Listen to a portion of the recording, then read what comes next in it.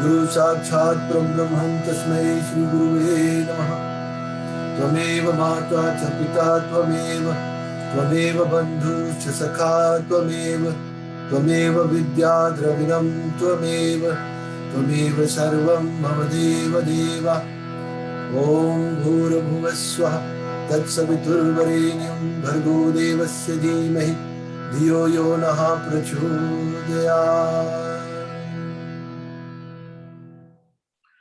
हाथ में फूल लेके गणेश भगवान का ध्यान करें। ओम गजाननं भूतगणाधिसेवितं कपितजम्बूफलचारुभक्षणं उमासुतं शोकविनाशकारकं नमामि विघ्नेश्वर पादपङ्कजं। शुक्लांबरधरं देवं शशिवर्णं चतुर्भुजं प्रसन्नवदनं ध्यायेतु सर्वविघ्नोपशान्ते। अमीप सिद्ध्यार्थ पूजितो या सुरासुरे सर्वविघ्नहस्तस्मै गणाधिपते नमो नमः। बोलो श्री गणेश भगवान की जय। माता गौरी का ध्यान करें। ओम नमो देव्ये महादेव्ये शिवाय सततं नमः। नमो प्रकृति भद्राय नियता प्रणता स्मृताम्। ओम अम्बे अंबिके अम्बालके नमनयति कश्चन सरस्वतिका सुभद्रिका कंपीलिवासिनीं हेमांद्रि तनया वरद्या शंकर प्रियं लंबोदरस्ये जननी गौरी मावाम्यहम्। सर्वमंगल मांगल्ये शिवे सर्वार्थ साधके शरण्ये त्र्यंबके गौरी नारायणी नमोस्तुते। बोलो गौरी मैया की जय। शंकर भगवान का ध्यान करें। ओम कर्पूर गौरम करुणावतारम संसार सारम भुजगेन्द्रहारम सदा वसंतम हृदयारविंदे भवम भवानी सहितं नमामि। नमः शिवाय नमः। नमः शिवाय नमः। नमः शिवाय नमो नमः। हनुमान जी का ध्यान करें। ओम मनोजवं मारुततुल्यवेगं जितेन्द्रियां बुद्धिमतां वरिष्ठं वातात्मजं वानरयूथमुख्यं श्रीरामदूतं शरणं प्रपद्ये। अतुलितबलधामं हेमशैलावदेहं धनुजवनकृशानं ज्ञानीनामाग्रगण्यं सकलगुणनिधानं वानराणामधीशं रघुपतिप्रियभक्तं वातजातं नमामि। निश्चय प्रेम प्रतीत ते विनय करे सन्मान तही के कारज सकल शुभम सिद्ध करे हनुमान। पवन सुत हनुमान की जय। भगवान श्री कृष्ण का श्री राम जी का ध्यान करते हैं।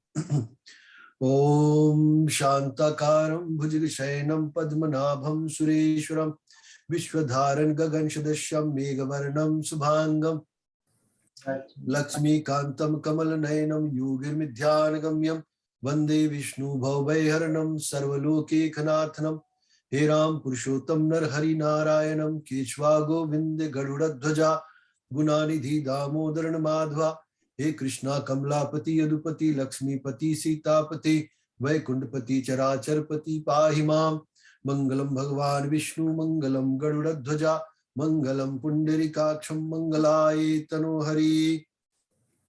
वंशी विभूषित कर्णनान वीरदाभात् पीतांबरादारुण बिंब फलधरोष्टति। पूर्णेन्दु सुंदर मुखारविंद नेत्रान् कृष्णात् परं किमिपि तत्त्वम् अहं न जाने। ओम नमो विश्वरूपाय विश्वस्थितहिन्तवे विश्वेश्वराय विश्वाय गोविंदाय नमो नमः। नमो विज्ञान रूपाय परमानंद रूपिणे कृष्णाय गोपनाथाय गोविंदाय नमो नमः। वृषभध्वज वंद्याय पार्थसारथये नमः। वेणुवादनशीलाय गोपालाय हिमर्दिने चिदानंदाकारं श्रुतिसरसारं समरसं निराधारधारं भवजलधिपारं परगुणं रामाग्रीवार व्रजवनविहारं हरनुतं सदा तं गोविंदं परम सुखकंद भजन्ते। बोलो श्री कृष्ण भगवान की जय। श्यावर रामचंद्र की जय। उमापति महादेव की जय। पवन सुत हनुमान की जय। जय जय श्री राधे, जय जय श्री राधे, जय जय श्री राधे। ठीक है, भगवान कृष्ण के लगे वहां पर चंदन के टीका लगाए दो यजमान। गणेश जी के लग से शुरू करो। गणेश जी के पहले टीका माता गौरी के। श्रीखंड चंदनम दिव्यम गंधाद्व सुमनोहरन विलेपन सुश्रेष्ठम चंद्रम प्रतिगृहताम चंद्रम समर्पयामि श्री गणेशाय नमः। माता गौरी नमः। नमः शिवाय नमः। श्री हनुमते नमः। श्री कृष्ण चंद्राय नमो नमः। चंदन के बाद सिंदूर। सिंदूर शोभनम रक् सौभाग्यम सुखवर्धनम कामादचेवम सिंदूरम प्रतिगृहताम सिंदूरम समर्पयामि श्री गणेशाय नमः। माता गौरी नमः। श्री कृष्ण चंद्राय नमः। श्री कलशाय नमो नमः। नवग्रादि देवताभ्यो नमो नमः।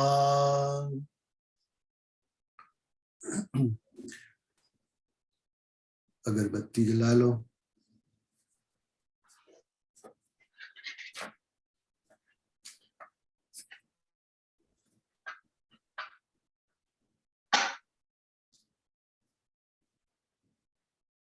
वनस्पतिर्सोद्भूतो गन्धाद्यो गन्धुत्तम आद्र सर्वदेवानां धूपोज्यां प्रतिगृहतां धूपं दृश्यामि। श्री गणेशाय नमः। माता गौरी नमः। नमः शिवाय नमः। श्री राधा कृष्णाय नमो नमः। दिया दर्शन करा दो भगवान को। ओम साज्यं चावर्ति संयुक्तं वाहिनायोजितं मया दीपं गृहाण देवेश त्रैलोक्यातिमिरापहं धूपं दीपं दृश्यामि। श्री गणेशाय नमः। माता गौरी नमः। नमः शिवाय नमः। श्री राधा कृष्णाय नमो नमः। प्रसाद। ओम घृतपक्वा विशानं पायसं च सर्करं नानाविधं श्री कृष्ण चंद्रम मे प्रतिगृहताम् इदं फलं मया देवी स्थापितं पुरस्तत्त्वं तेन मे सफलार्वप्ति भवे जन्मनि जन्मनि। चढ़ा के आसन पर आचमन कर देना।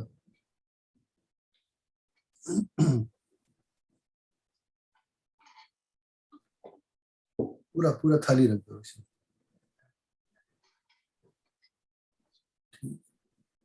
आचमन कर दो। आचमनियम जलम समर्पयामि नैवेद्यम समर्पयामि ऋतुफलम समर्पयामि। श्री हनुमत समेत श्री राधा कृष्णाय नमः। श्री रामचंद्राय नमः। श्री गणेशाय नमः। माता गौरी नमः। नमः शिवाय नमः। समस्त देवी देवताभ्यो नमो नमः। और कुछ चढ़ाए क्या चले भाई? सब ठीक है। चले हम लोग एक कीर्तन सुनेगा और कीर्तन के बाद में आज की जो कथा है उसको हम लोग कल जहाँ पर जोड़ा था वहां से भक्ति की कथा, भक्ति माता के जो कष्ट था उसके निवारण, उसकी निवृत्ति की कथा हम लोग श्रवण करेंगे। चले खुशी की आवाज में हम लोग। कार्तिक पहले अनम्यूट करे पड़ी आपके। Right, thank you.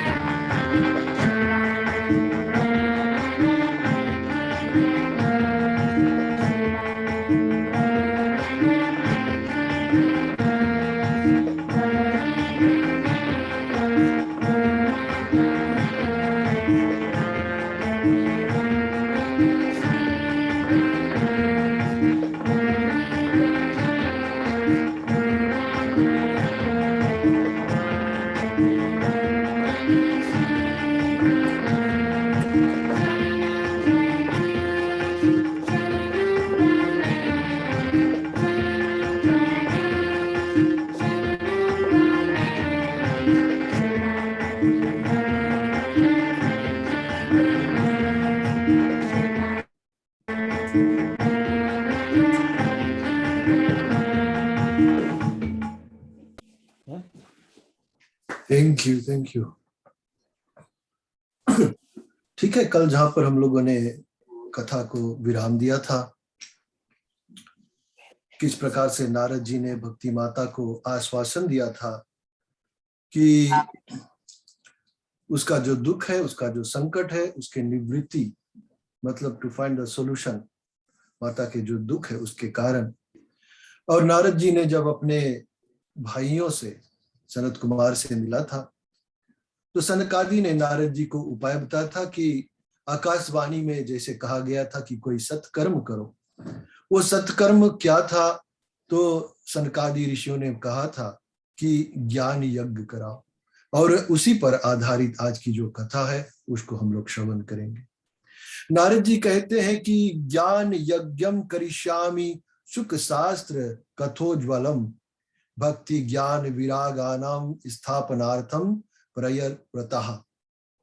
अब मैं भक्ति ज्ञान और वैराग को स्थापित करने के लिए प्रयत्न पूर्वक श्री सुखदेव जी के कहे हुए और भागवत शास्त्र की कथा द्वारा उज्जवल ज्ञान यज्ञ करूंगा। नारद जी ने इस प्रकार से अपने मन में विचार किया। यह यज्ञ मुझे कहाँ करना चाहिए? आप इसके लिए कोई स्थान बता दीजिए। और आप लोग वेद के पारगामी है, इसलिए मुझे इस सुख शास्त्र की महिमा सुनाइए। यह भी बताइए कि श्रीमद् भागवत की कथा कितने दिनों में सुननी चाहिए और उनके सुनने की विधि क्या है। ये हम लोग जब कृष्ण अष्टमी आता है तो हम लोग भगवान कृष्ण की कथा जो है इसको करने के लिए दौड़ने लगते हैं, लेकिन इसकी जो विधि है, किस प्रकार से करना चाहिए, कहाँ करना चाहिए, ये सब हम लोग अच्छी तरह से नहीं जानते। तो इस कथा में नारद जी यही सवाल सनकादि ऋषि से पूछ रहे हैं, और सनकादि ऋषि कह रहे हैं कि नारद जी, आप बड़े विनीत और विवेकी है, सुनिए, हम आपको ये सब बातें बताते हैं कि हरिद्वार के पास आनंद नाम का एक घाट है। वहाँ अनेकों ऋषि रहते हैं तथा देवता और सिद्ध लोग भी उसका सेवन करते रहते हैं। भांति भांति के वृक्ष और लताओं के कारण वह बड़ा सघन और वहाँ बड़ी कोमल नवीन बालू बिछी हुई है। मतलब कि कोई सुंदर स्थान, यहाँ पर जो स्थान बतला रहा है कि नदी के तट पर है बालू बिछी हुई, लेकिन हम लोग अपने घर में रहते हैं तो घर में जहाँ हम लोगों का पूजा का स्थान है वहां पर हम लोग अच्छी तरह से और आसन सजाकर भगवान की पूजा कर सकते हैं। कहते हैं सनत कुमार की वह घाट बड़ा ही और सुरम्य और एकांत प्रदेश में है। वहां हर समय और सुनहले कमलों की सुगंध आया करता है। उनके आसपास रहने वाले सिंह, हाथी आदि परस्पर विरोधी जीवों के चित्त में भी और वैर भाव नहीं करते। जो हिंसक पशु है वो एक दूसरे में मैत्री भाव रखकर और वहीं पर रहते हैं। वहां आप बिना किसी विशेष प्रयत्न के ही ज्ञान यज्ञ आरंभ कर दीजिए और उस स्थान पर कथा में अपूर्व रस का उदय होगा। भक्ति भी अपनी आंखों के ही सामने निर्बल और जरा जीर्ण अवस्था में पड़े हुए ज्ञान और वैराग को साथ लेकर वहां आ जाएगी। मतलब ये है कि जहां पर भगवान की कथा स्थापित होती है वहां भक्ति स्वयं अपने पुत्र ज्ञान और वैराग को लेकर उपस्थित हो जाती है। क्योंकि जहां भी श्रीमद् भागवत की कथा होती है वहां ये भक्ति आदि अपने आप पहुंच जाते हैं। ये भगवान की कृपा है। वहां कानों में कथा के शब्द पढ़ने से ये तीनों तरुण हो जाएंगे।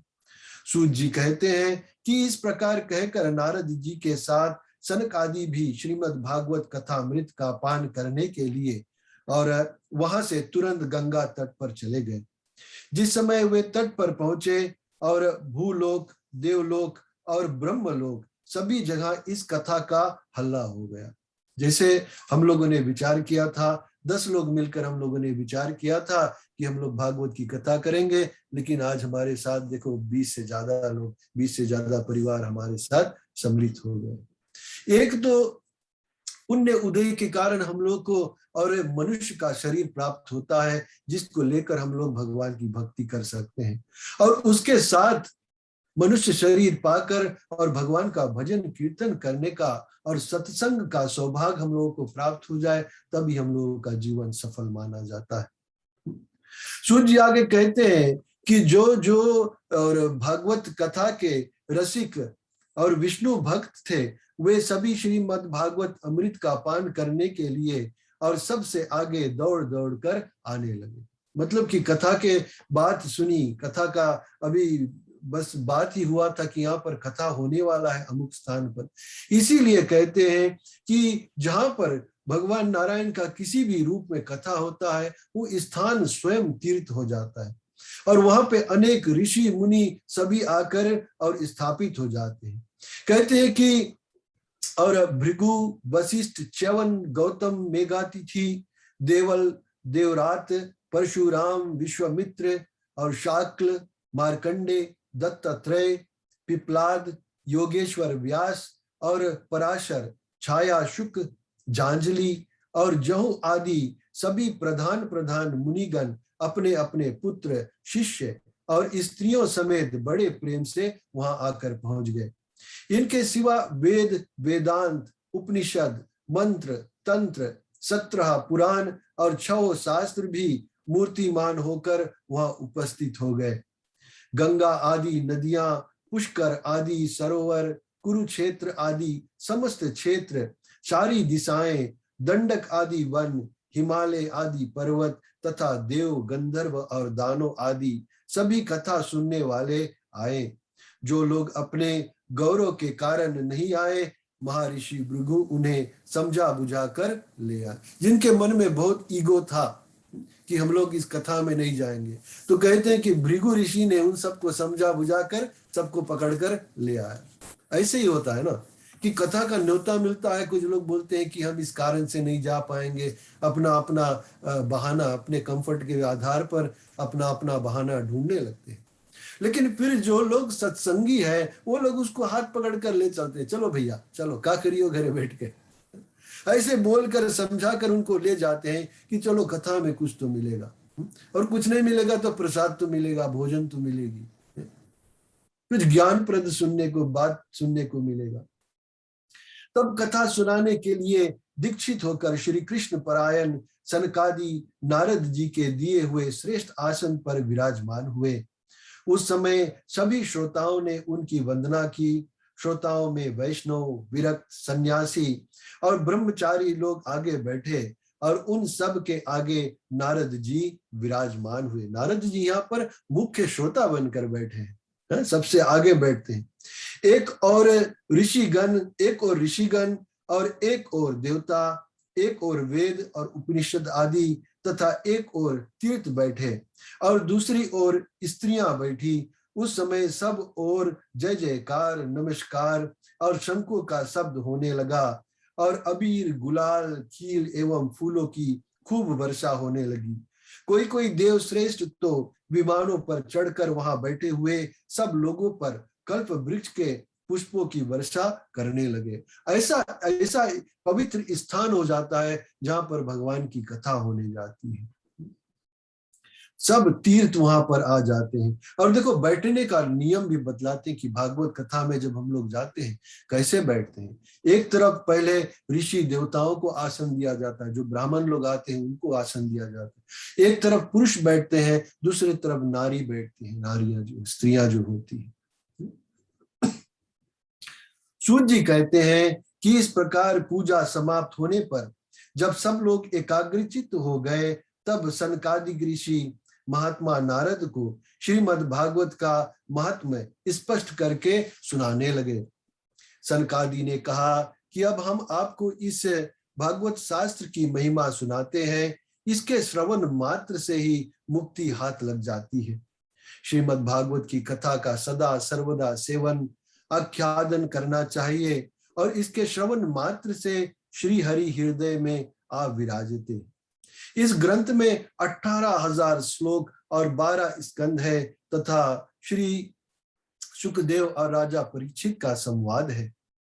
आप यह भागवत शास्त्र ध्यान देकर सुनिए।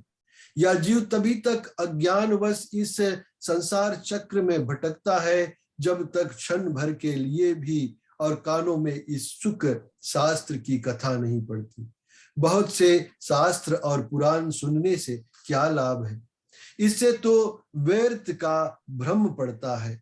मुक्ति देने के लिए तो एकमात्र भागवत शास्त्र ही और गरज रहा है।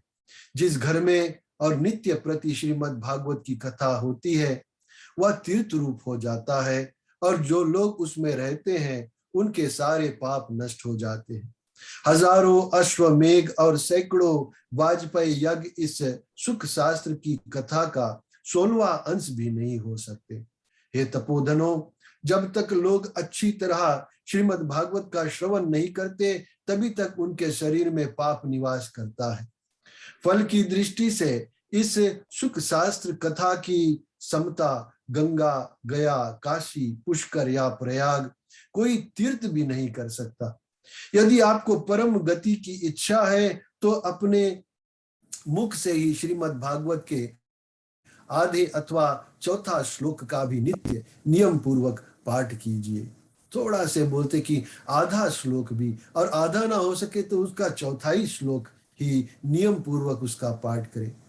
ओंकार, गायत्री, पुरुष सूक्त, तीनों वेद, श्रीमद् भागवत, ओम नमो भगवते वासुदेवाय या 12 अक्षर मंत्र, 12 मूर्तियों वाले सूर्य भगवान, प्रयाग, संवत्सर रूप, काल, ब्राह्मण, अग्निहोत्र, गौ, द्वादशी तिथि, तुलसी, वसंत ऋतु और भगवान पुरुषोत्तम, इन सब में बुद्धिमान लोग वस्तुतः कोई अंतर नहीं मानते। जो पुरुष अहर्निश अर्थ सहित श्रीमद् भागवत का शास्त्र का पाठ करता है उसके करोड़ों जन्मों का पाप नष्ट हो जाता है, इसमें तनिक भी संदेह नहीं है। इस बात को लेकर मैंने यही विचार किया कि इस कथा को पढ़ना चाहिए। इस कथा को हम लोग कहीं पर हम लोग सुने होंगे कि लोग इसको स्टोरी की तरह में बस नरेट कर देते हैं, लेकिन यहाँ पर बताया गया है कि इसको शास्त्र का पाठ करना चाहिए अर्थ सहित। ये जो मैं पढ़ रहा हूँ ये अर्थ है, और ये अर्थ सहित इसका पाठ करना चाहिए, तभी इसका फल प्राप्त होता है। जो पुरुष नित्य प्रति भागवत का आधा या चौथाई श्लोक भी पढ़ता है उसे राजस्व और अश्वमेघ यज्ञ का फल मिलता है। नित्य भागवत का पाठ करना, भगवान का चिंतन करना, तुलसी को सींचना और गौ की सेवा करना, ये चारों एक समान है।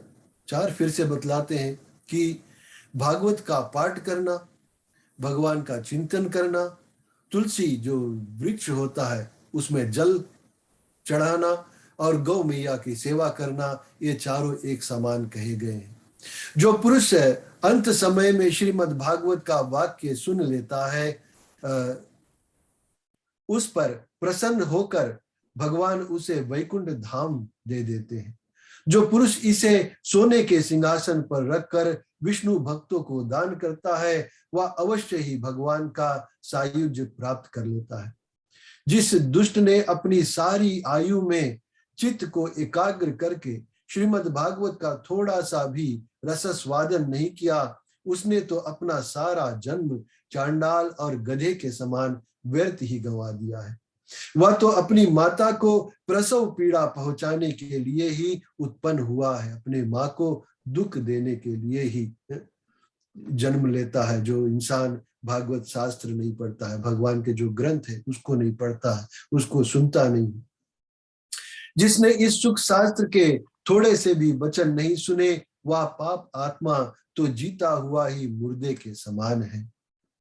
पृथ्वी के भार स्वरूप उस पशु तुल्य मनुष्य को धिक्कार है कहते हैं।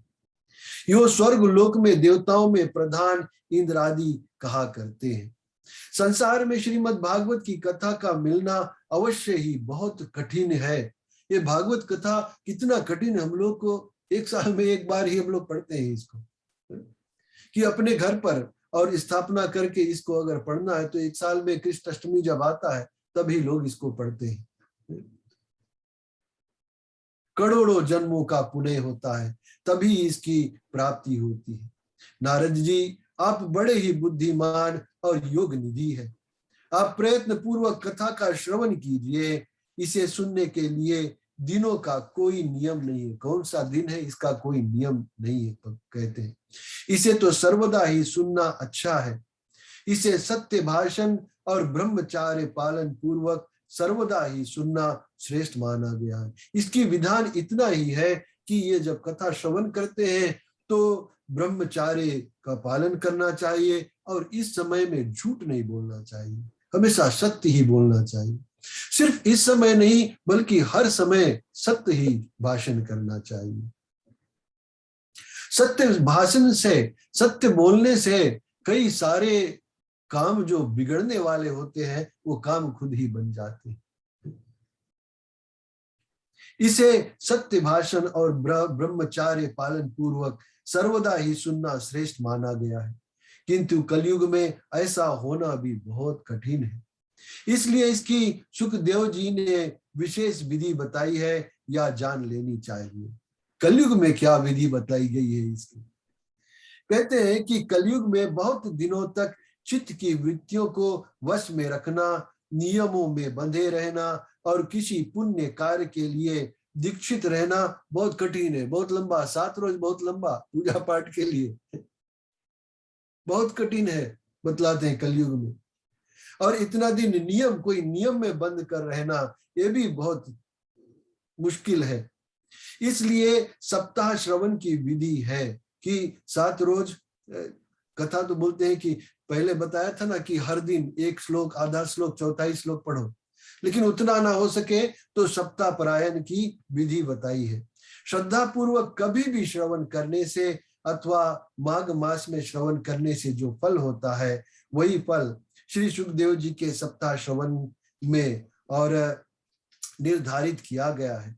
मन के असंयम, रोगों की बहुलता और आयु की अल्पता के कारण तथा कलयुग में अनेकों दोषों की और संभावना से ही सप्ताह श्रवण का विधान किया गया कि 7 रोज ही पढ़ लो बस। 7 रोज में हम लोग कथा करते हैं, उसमें भी कितना देर कथा होता है? 2 घंटे के लिए। जो फल तप, योग और समाधि से भी प्राप्त नहीं हो सकता वह सर्वांग रूप में सप्ताह श्रवण से सहज में ही मिल जाता है। सप्ताह श्रवण यज्ञ से बढ़कर है, व्रत से बढ़कर है, तप से कहीं बढ़कर है, तीर्थ सेवन से तो सदा ही बढ़कर योग से बढ़कर है, वहां तक कि ध्यान और ज्ञान से भी बढ़कर है। अजी इसकी विशेषता का कहां तक वर्णन करें, या तो सभी से बढ़ चढ़कर है।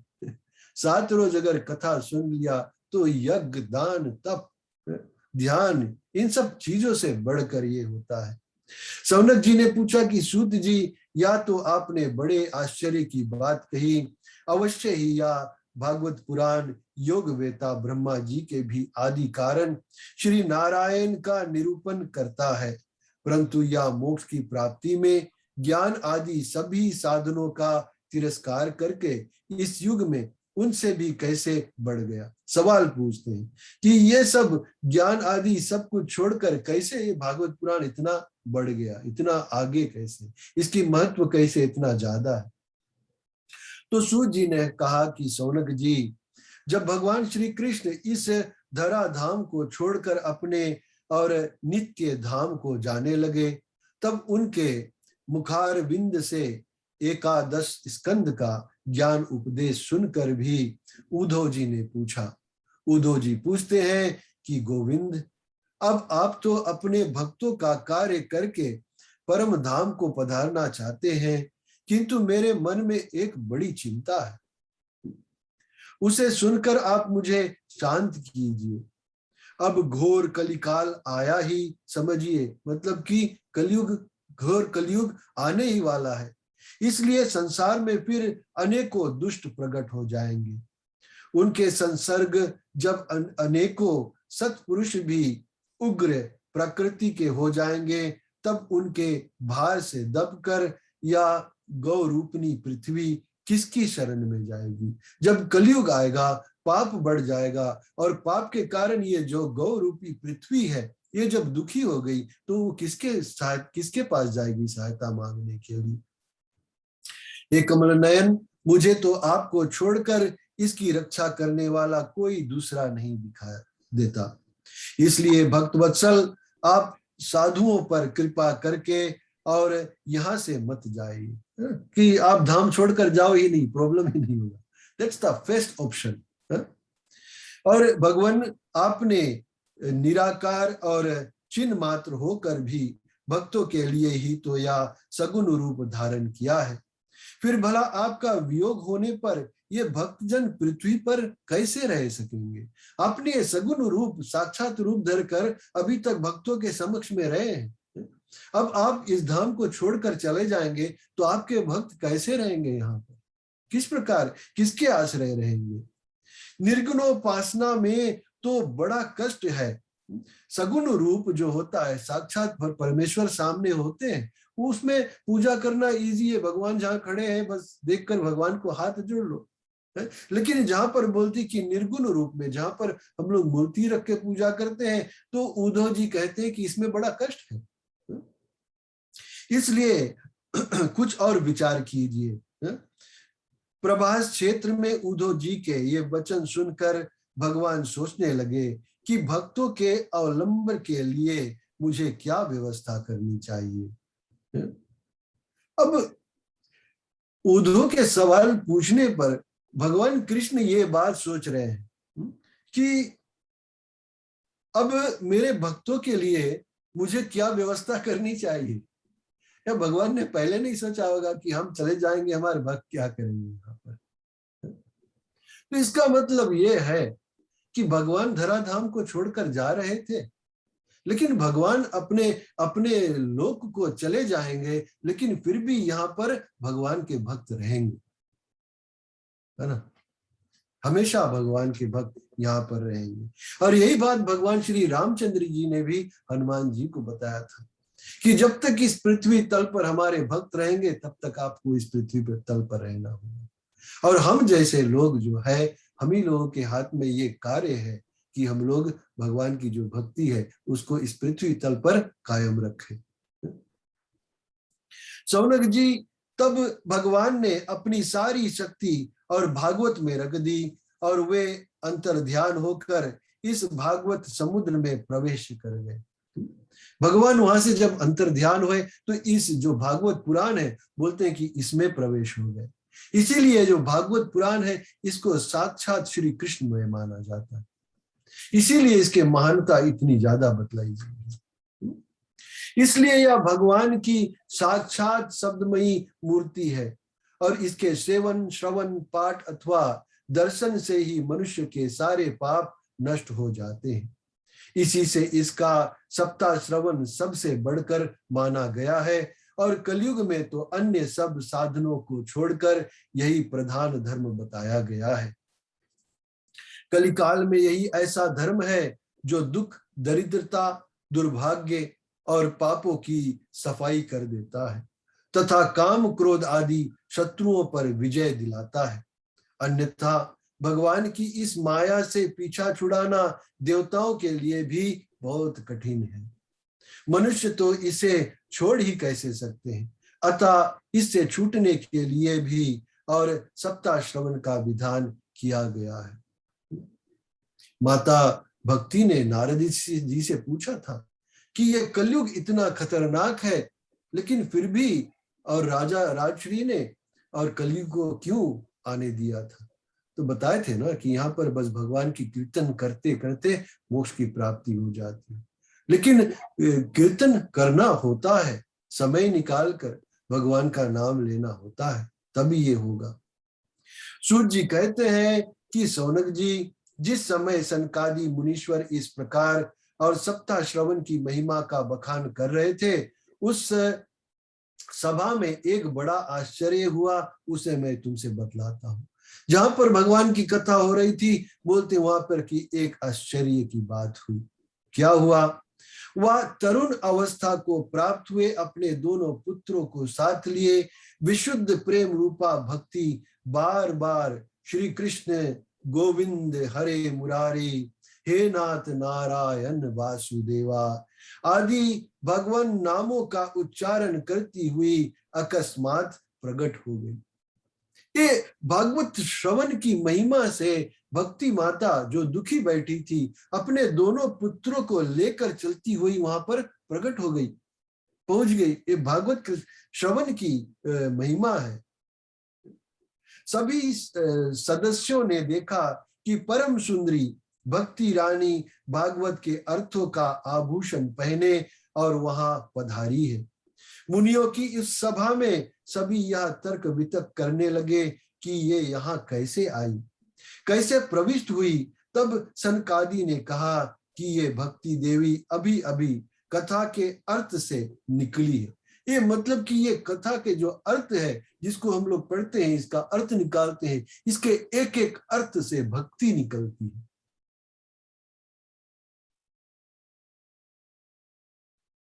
उनके ये वचन सुनकर भक्ति ने अपने पुत्रों समेत अत्यंत विनम्र होकर और सनत कुमार जी से कहा।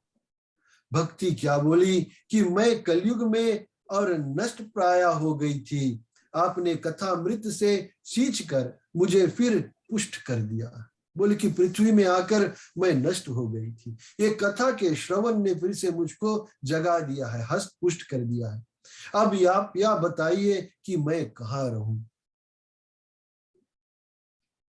बहुत बहुत अच्छा सवाल किया माता भक्ति ने कि कथा में तो मैं आ गई हूं, यहाँ पर कथा श्रवण करके हस्त पुष्ट हो गई हूँ, मेरे जो दोनों पुत्र है ज्ञान वैराग हस्त पुष्ट हो गए, लेकिन मैं अब रहूं कहाँ।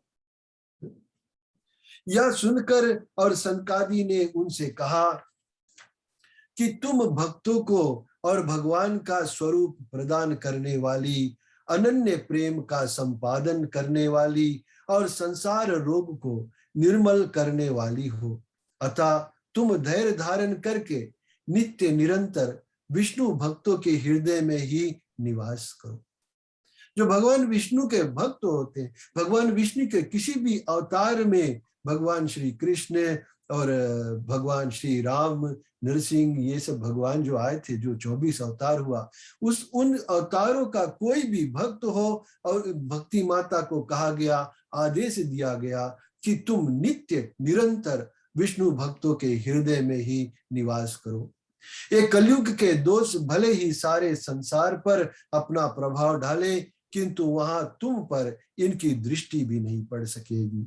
इस प्रकार उनकी आज्ञा पाते ही और भक्ति तुरंत भगवत भक्तों के हृदय में जा विराजी। जितने भगवान के भक्त थे वहां पर सबके हृदय में जाकर विराजमान होगी। जिनके हृदय में एकमात्र श्री हरि की भक्ति निवास करती है, वे त्रिलोकी में अत्यंत निर्धन होने पर भी परम धन्य है, क्योंकि इस भक्ति की और डोरी से बंद कर तो साक्षात भगवान भी अपना परम धाम छोड़कर उनके हृदय में आकर बस जाते हैं। भूलोक में या भागवत साक्षात पर ब्रह्म का और विग्रह ही है। हम इसकी महिमा कहाँ तक वर्णन करें। इसका आश्रय लेकर इसे सुनाने से तो सुनने और सुनाने वाले दोनों का ही भगवान श्री कृष्ण की समता प्राप्त होती है। अतः इसे छोड़कर अन्य धर्मों से क्या प्रयोजन है। इति श्री पद्म पुराणे उत्तरखंडे श्रीमद् भागवत महात्म्ये भक्ति कष्ट निवर्तनम नाम तृतीय अध्याय संपूर्ण। बोलो श्री कृष्ण भगवान की जय हो, जय हो। एक कोई कीर्तन करे। जग भैया, सुनीता, आप लोग हैं?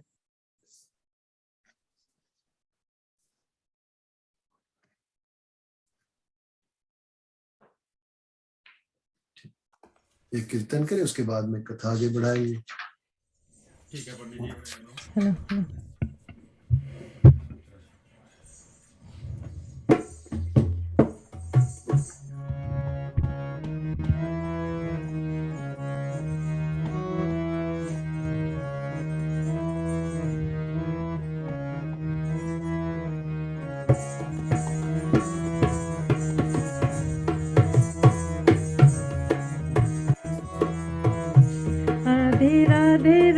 चले आएंगे बिहारी, राधे राधे जपो चले आएंगे बिहारी, राधे राधे रटो चले आएंगे बिहारी।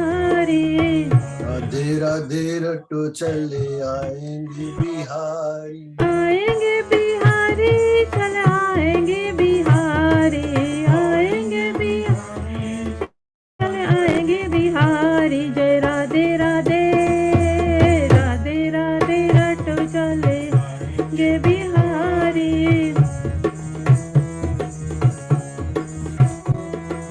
राधा रानी चंदा चकोर है बिहारी, चकोर है बिहारी। राधा रानी चंदा चकोर है बिहारी, राधा चंदा चकोर है बिहारी। जय राधे राधे, राधे राधे रटो चले आएंगे बिहारी।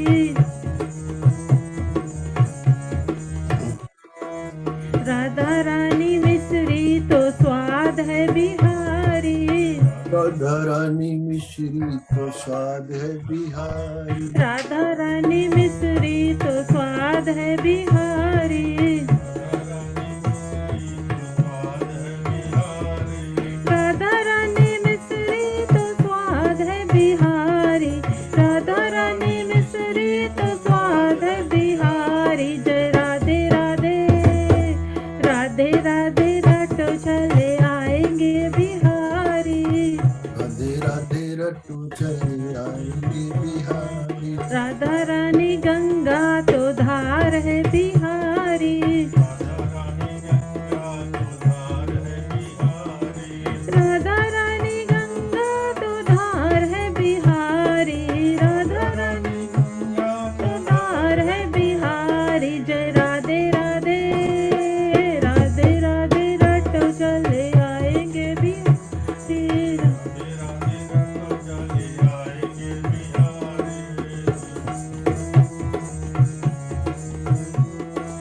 राधा रानी मुरली तो तान है बिहारी,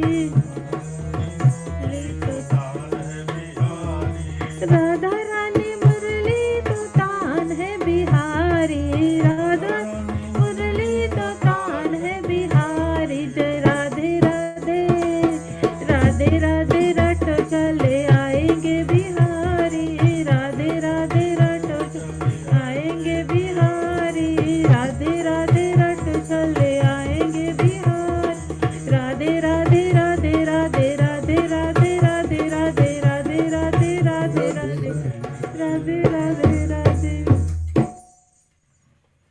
जय जय श्री राधे, जय जय श्री राधे। कथा को आगे बढ़ाते हैं। हम लोग के मन में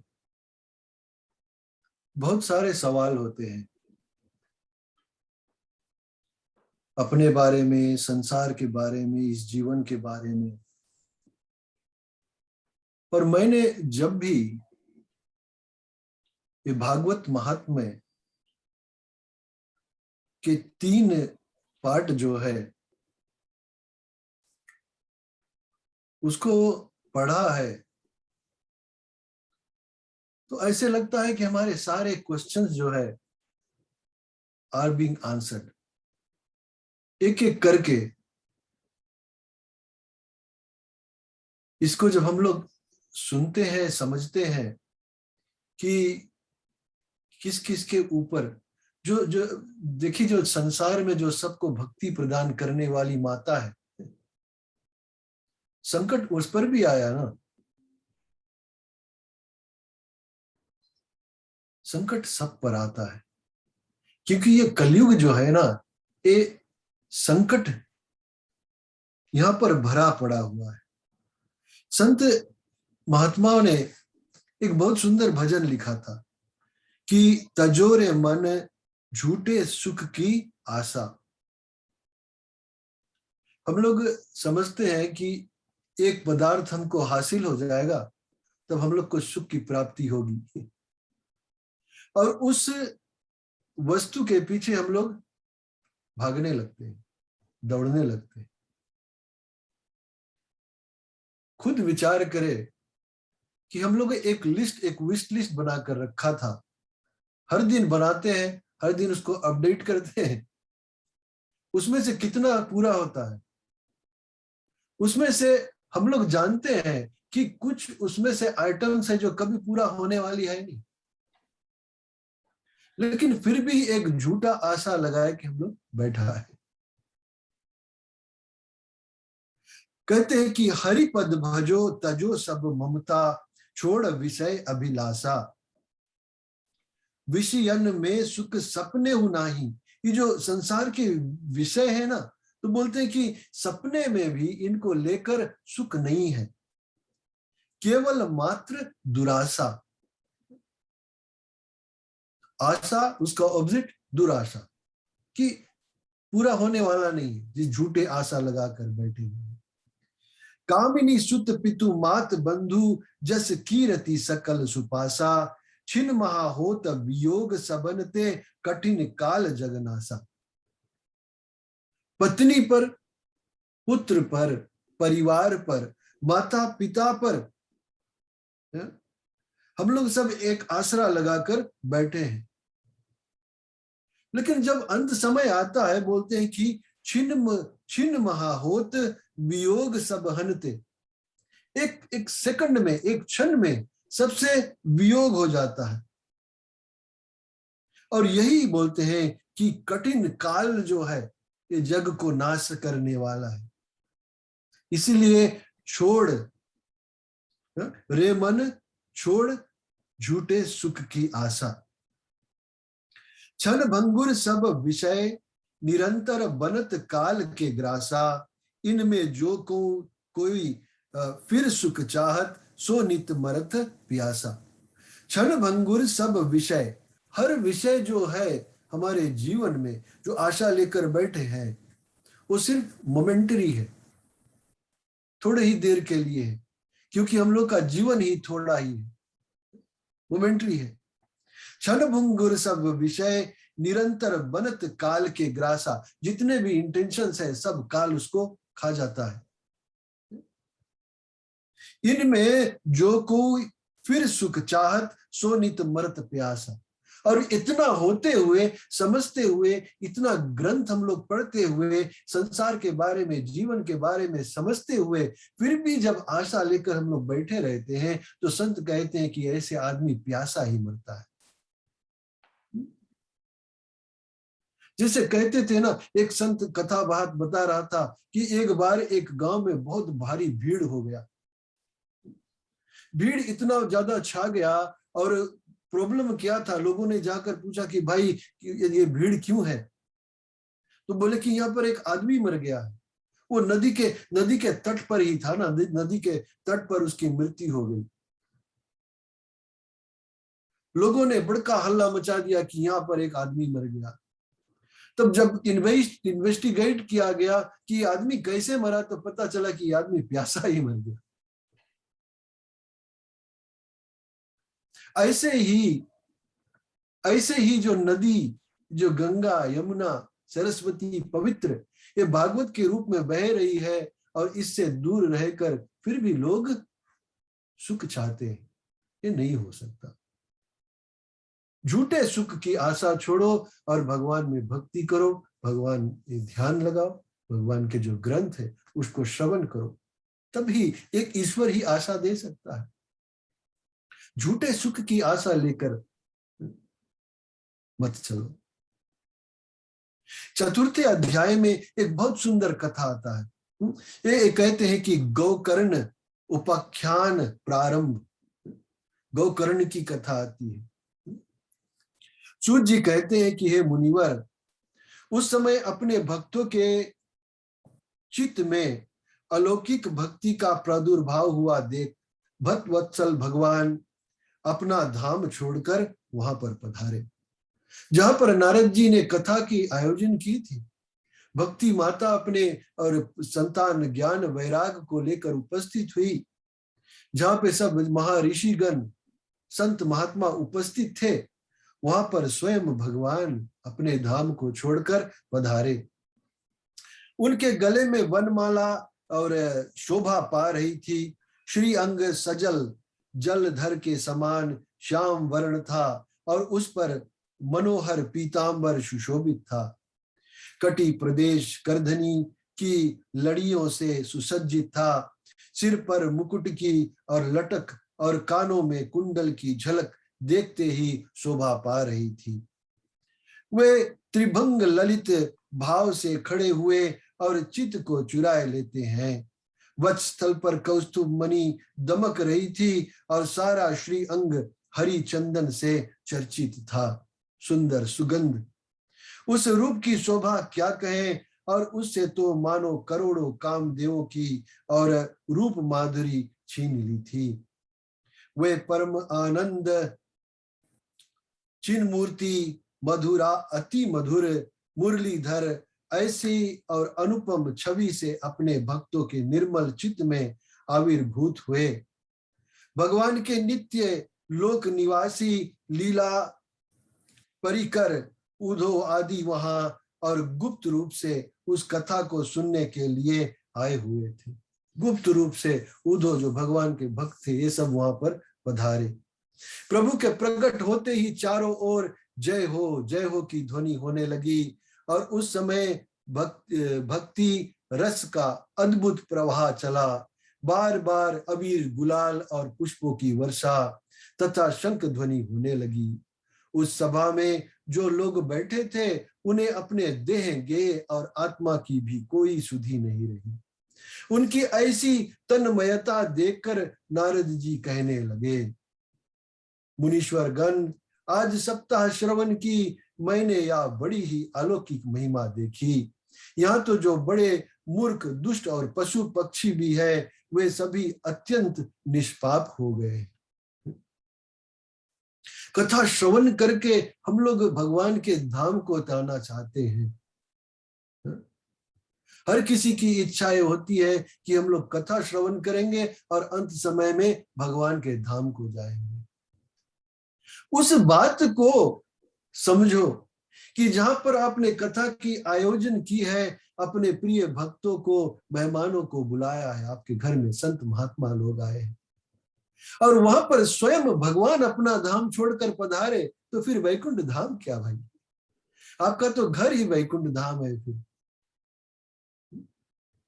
और ये कथा, भागवत कथा जो भगवान को जबरदस्ती अपना धाम छुड़ाकर यहाँ ले आता है, ऐसी कथा तो हमेशा हर दिन करना चाहिए। कहते हैं कि जो भगवान होते हैं ना, वो भक्त के बस में होते हैं। बस भक्ति को जगाने की जरूरत होती है। कहते हैं कि इसमें संदेह नहीं कि कलिकाल में चित्त की शुद्धि के लिए इस भागवत कथा के समान मार्त्य लोक में, मार्त्य लोक मतलब मृत्यु लोक, जो यहाँ पर हम लोग रहते हैं, पृथ्वी लोक, पाप पुंज का नाश करने वाला कोई दूसरा पवित्र साधन नहीं है। मुनिवर, आप लोग बड़े कृपालु हैं। आपने संसार के कल्याण का विचार करके यह बिल्कुल निराला ही मार्ग निकाला है। बहुत सुंदर मार्ग, अद्भुत मार्ग निकाला है। आप कृपया या तो बताइए कि इस कथा रूप सप्ताह यज्ञ के द्वारा संसार में कौन कौन लोग पवित्र हो गए, कौन कौन लोग इस कथा को श्रवण किए और पवित्र हो गए।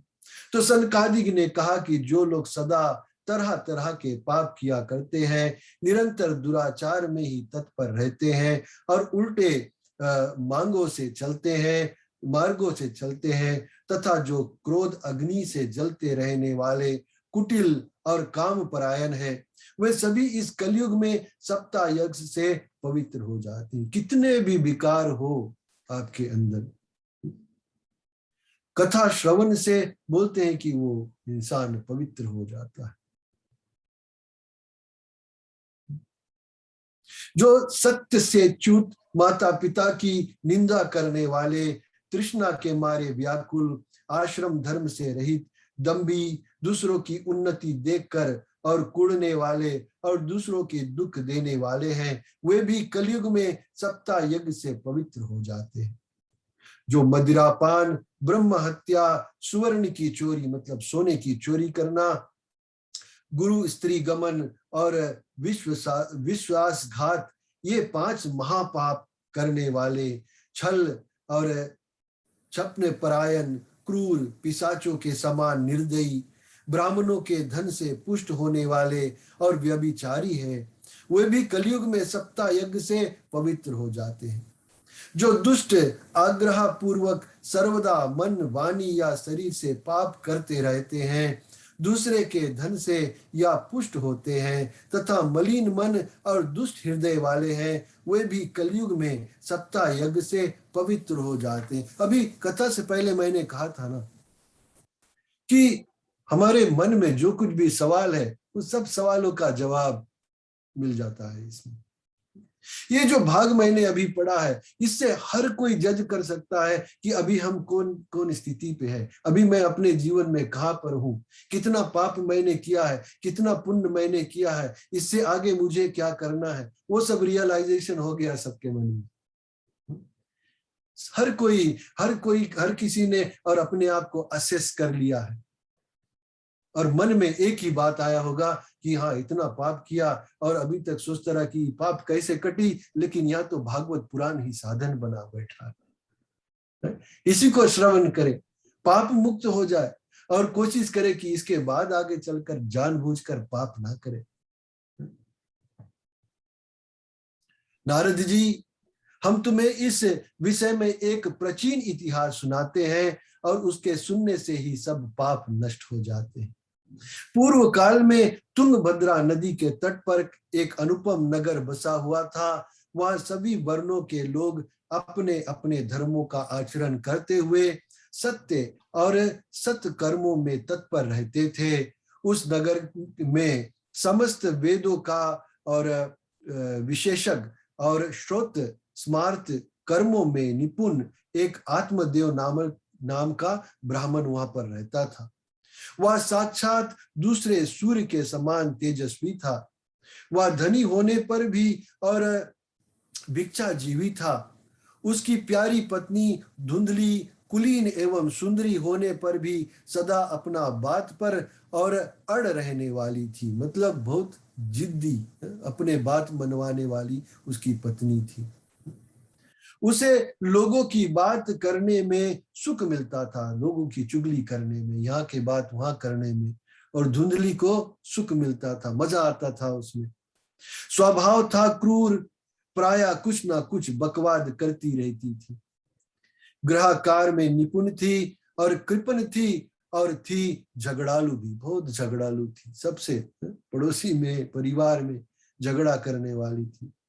इस प्रकार ब्राह्मण दंपति प्रेम से अपने घर में रहते और विहार करते थे। उनके पास अर्थ और भोग विलास की सामग्री बहुत थी, मतलब धन संपत्ति बहुत ज्यादा था उस ब्राह्मण के पास में। घर द्वार भी सुंदर थे, परंतु उससे उन्हें सुख नहीं था। अब ये जो ब्राह्मण है, कहते हैं कि एक दूसरे सूर्य के समान तेजस्वी था, लेकिन फिर भी उसको सुख नहीं था। अभी हम लोगों ने पढ़ा ना कि तजोरे मन झूठे सुख की आस। इस पृथ्वी पर जब तक हम लोग रहेंगे तब तक सुख नहीं है, सुख नहीं है। यह आत्मदेव जो ब्राह्मण है, इसको सुख नहीं, धन संपत्ति सब कुछ है, बहुत ज्यादा है, बहुत ज्यादा है इसके पास धन संपत्ति, लेकिन हम लोग हर दिन ज्यादा की ही आशा करते हैं कि और मिल जाए तो और मिल जाए तो और मिल जाए, और कितना।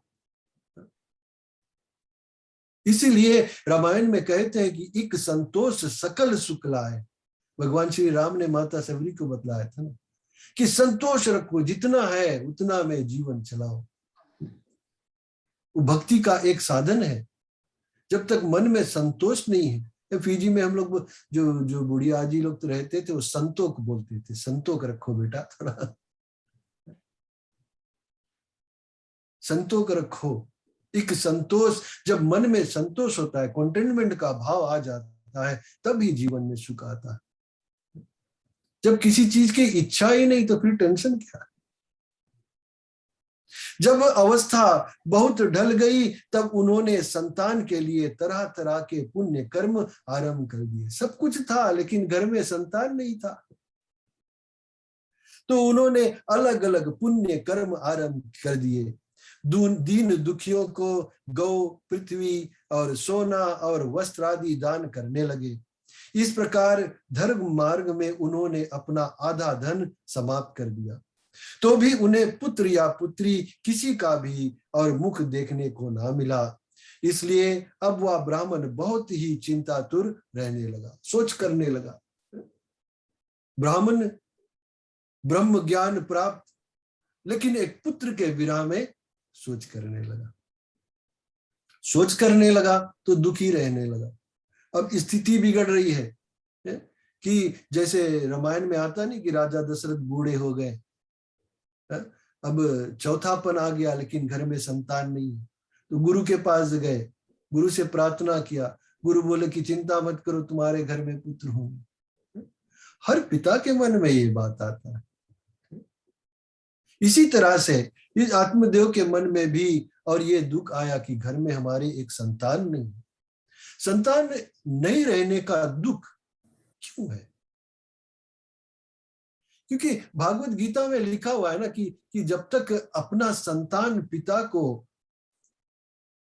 क्या बोलते हैं कि जला तिलांजलि नहीं देता है, तब तक मुक्ति नहीं होती है ना।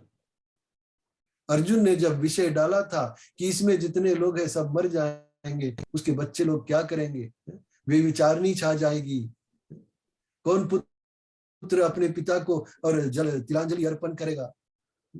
इसीलिए एक कहते हैं कि एक दिन वह ब्राह्मण देवता बहुत दुखी होकर घर से निकलकर वन को चल दिए। अब इतना ज्यादा दुखी कि घर छोड़ दिया, छोड़ के वन को चला गया। और वन क्यों गया? बोलते हैं कि दोपहर के समय उसे प्यास लगी और इसलिए वह एक तालाब पर आया।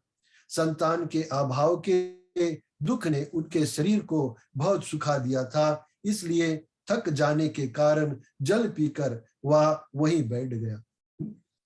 2 घड़ी बीतने पर वह एक सन्यासी महात्मा आए। जब ब्राह्मण देवता ने देखा कि वे जल पी चुके, तब वह उनके पास गया और चरणों में नमस्कार करने के बाद सामने खड़े होकर लंबी लंबी सांसें लेने लगा। मतलब कि बहुत दुखी, बहुत चिंता। तो सन्यासी ने पूछा कि कहो ब्राह्मण देवता, रोते क्यों? ऐसी तुम्हें क्या भारी चिंता है? तुम जल्दी ही मुझे अपने दुख का कारण बताओ। तो ब्राह्मण ने कहा कि महाराज, मैं अपने पूर्व जन्म के पापों से संचित दुख का क्या वर्णन करूं। देखो उसको आंसर मिल गया उसी समय कि ये पूर्व जन्म के पाप है जिसके कारण से हमारे घर में संतान नहीं है। क्वेश्चन ढूंढो, आंसर उसी समय मिलेगा। वो समझ गए कि पूर्व काल में ही कोई कुछ गड़बड़ किया था, इसी कारण से हमारे घर में संतान नहीं है। अब मेरे पितर मेरे द्वारा दी हुई जलांजलि के जल को अपनी चिंता जनित सांस से कुछ गर्म करके पीते। देवता और ब्राह्मण मेरा दिया हुआ और प्रसन्न मन से स्वीकार नहीं करते। संतान के लिए मैं इतना दुखी हो गया हूं कि मुझे सब सूना ही सूना दिखाई देता है।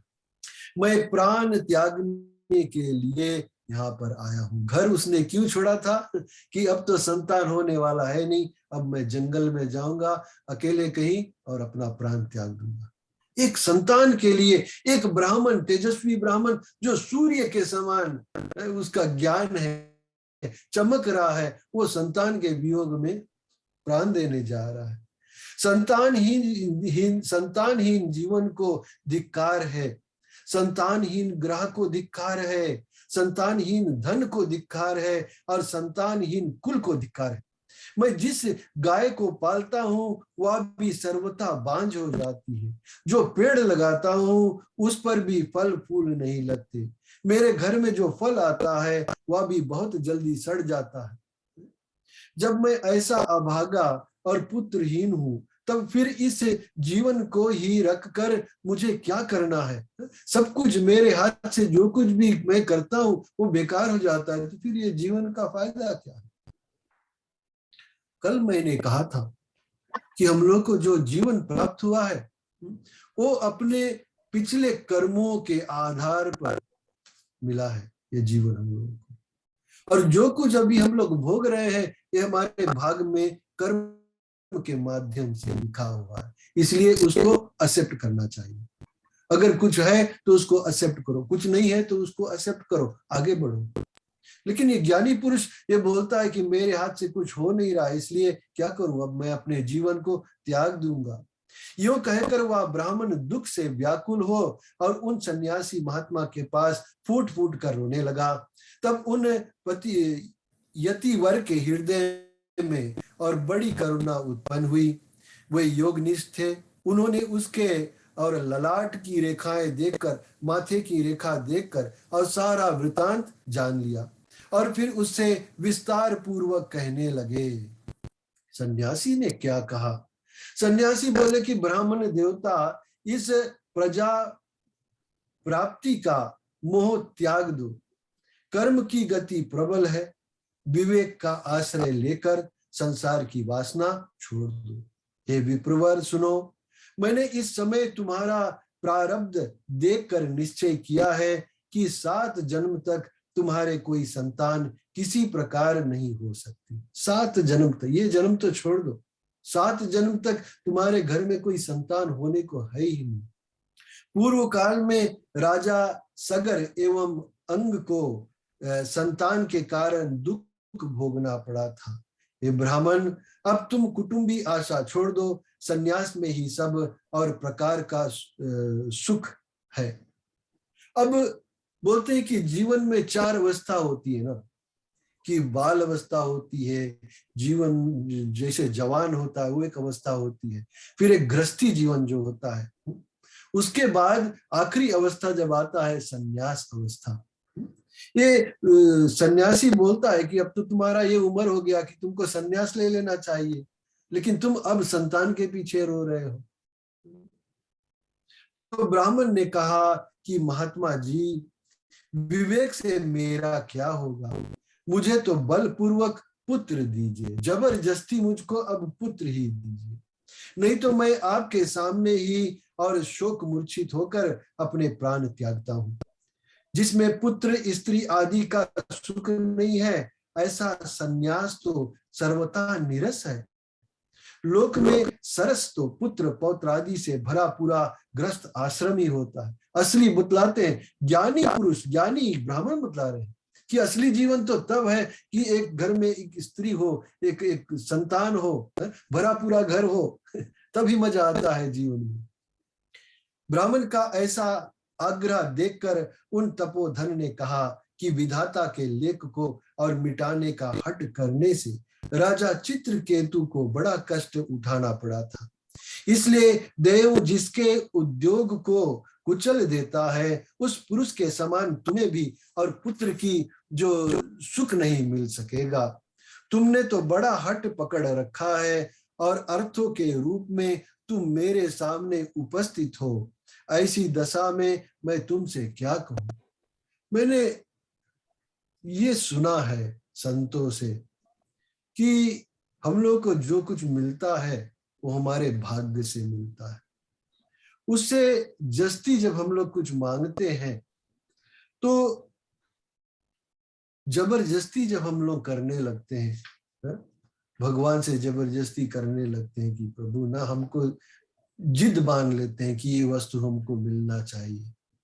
वो वस्तु मिलता है लेकिन वो बहुत दुख देने वाला होता है। उस जबरदस्ती मांगे हुए वस्तु से कभी सुख शांति नहीं मिल सकती। जब किसी प्रकार अपना आग्रह नहीं छोड़ा, तब उन्होंने कहा कि इससे तुम अपनी पत्नी को खिला दो और इससे उसके एक पुत्र होगा।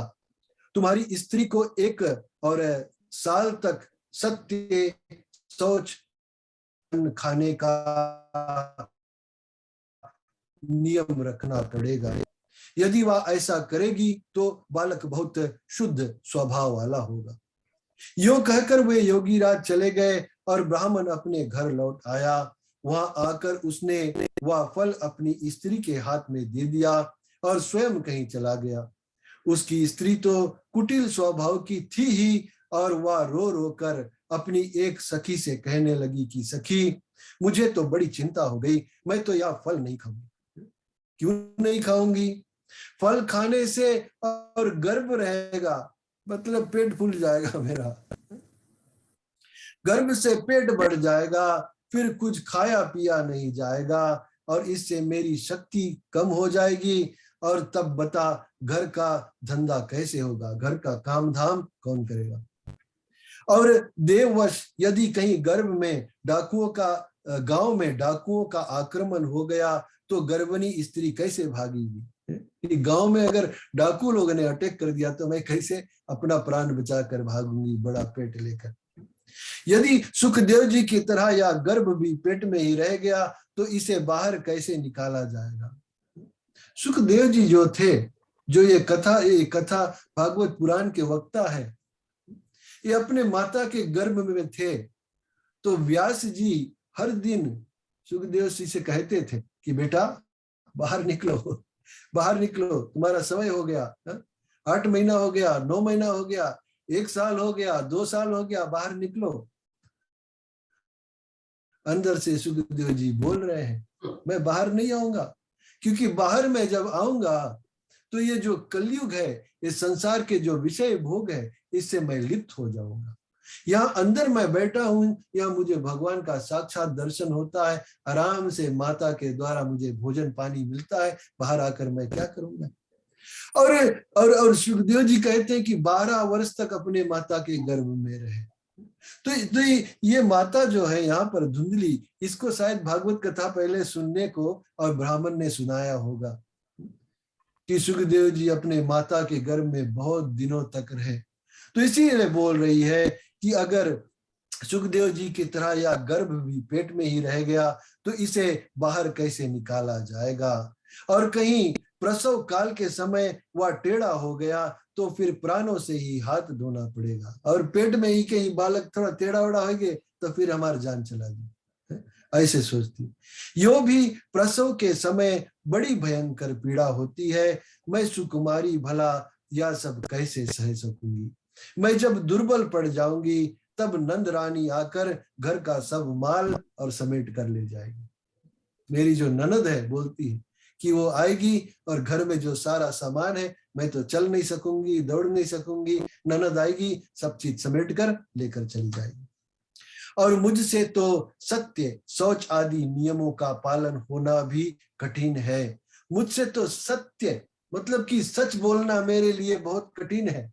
शौच आदि मतलब कि मुझे पवित्र रहना अच्छा नहीं लगता, ये मुझे बहुत गड़बड़ लगता, मैं नहीं कर सकती।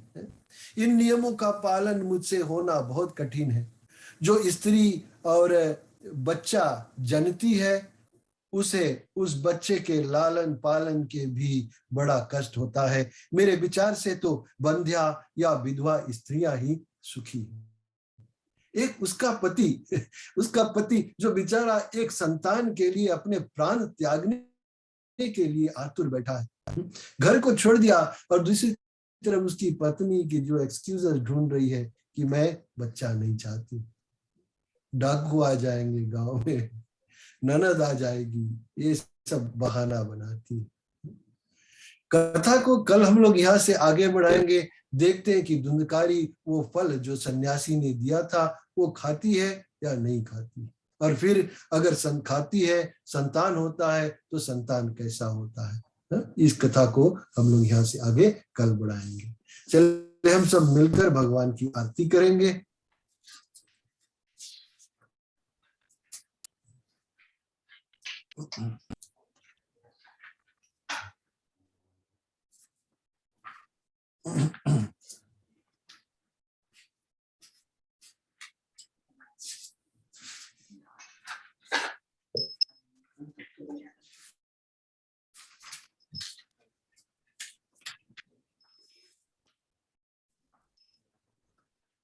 ठीक तैयार।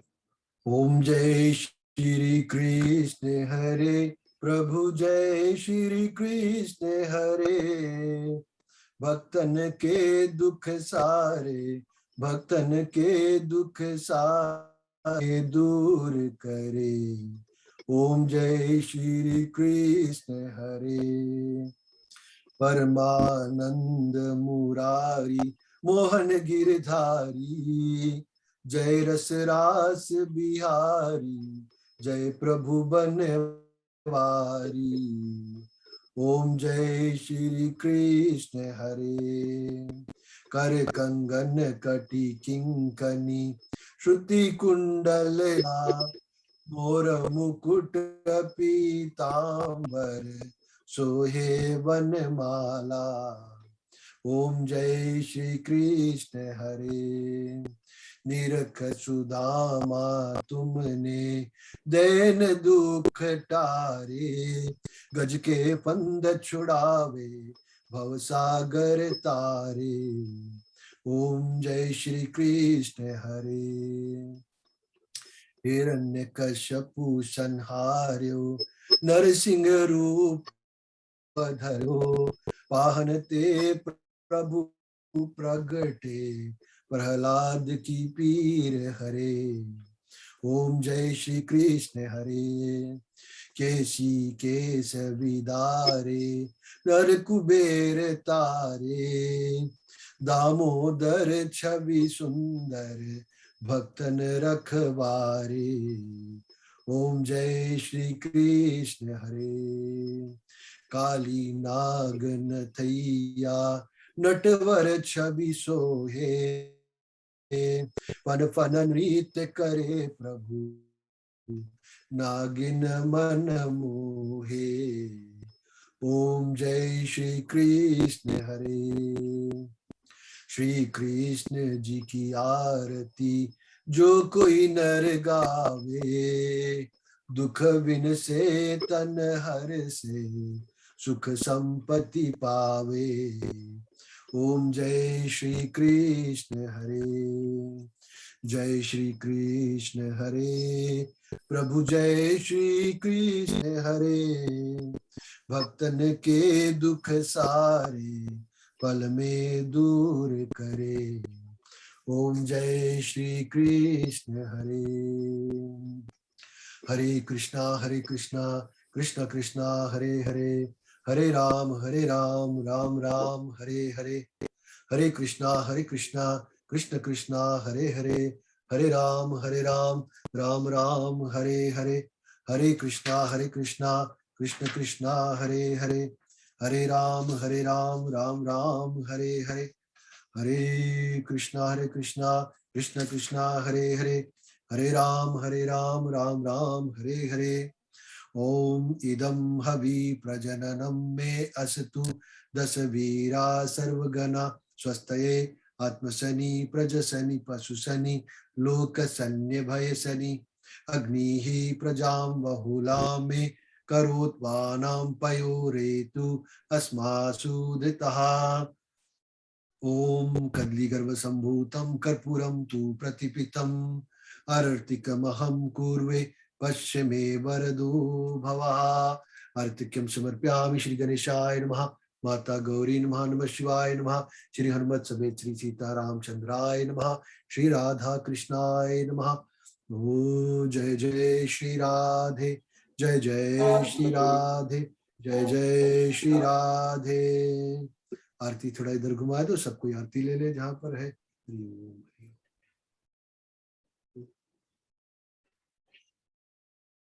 ठीक है, आप लोग आरती ले लो। जय भैया, जब तक आरती होते रहे एक और कीर्तन भजन हो जाए तो अच्छा बात है।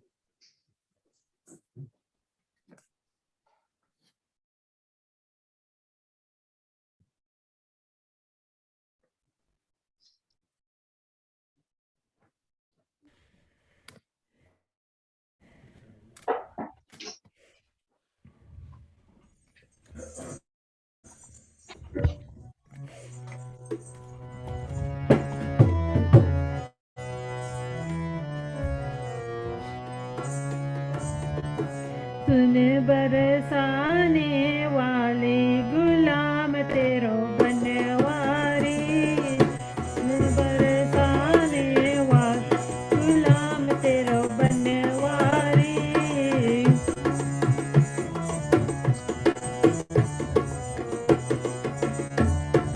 तेरी पायलिया पे बाज मुरलिया, तेरी पायलिया पे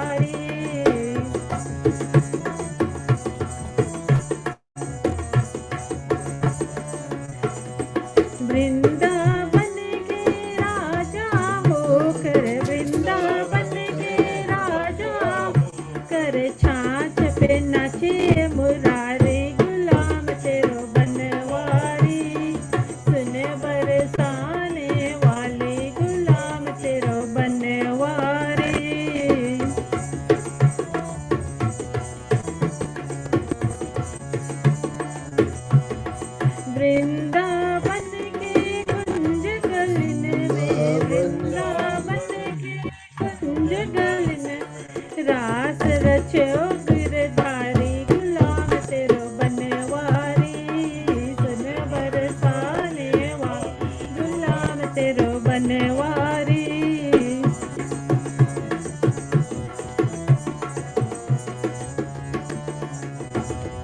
कदम के डाल पे झूला पड़ो है, कदम के डाल पे झूला पड़ो है, जोटा देवे बिहारी गुलाम तेरो बनवारी। सुनो गाने वाले गुलाम तेरो बनवारी। नचवर नागर नंदा भजो रे मन गोविंदा, श्याम सुंदर मुझे भजो रे मन गोविंदा। ठीक है, चले हम सब मिलकर शांति पाठ करेंगे। कल की कथा, जैसे मैंने कहा, कल हम लोग कोटापास सेवन कथा पूजा स्टार्ट करेंगे, ताकि थोड़ा और समय मिल सके कथा के लिए। ओम दो शांति अंतरिक्षम शांति, पृथ्वी शांतिरापा शांति, रोषधय शांति, वनस्पति शांति, विश्वदेव शांति, ब्रह्म शांति, सर्वम शांति शांतिरेवा शांति शामा शांतिरेधि। ओम शांति शांति शांति। जय जय श्री राधे, जय जय श्री राधे, जय श्री राधे, जय जय श्री राधे। ठीक है, हम लोग सब कल शाम को कोटापास सेवन मिलेंगे। सभी